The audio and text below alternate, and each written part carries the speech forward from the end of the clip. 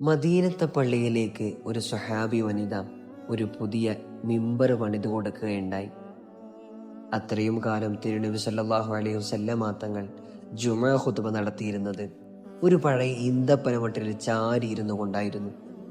അടുത്ത വെള്ളിയാഴ്ച ജുമുഅ ഖുതുബക്ക് വേണ്ടി ആ പുതിയ മിമ്പറിൽ തിരുനബി സല്ലല്ലാഹു അലൈഹി വസല്ലമ തങ്ങൾ കയറുന്ന സമയത്ത് ഒരു കരച്ചിലിന്റെ ശബ്ദം കേൾക്കുകയാണ്.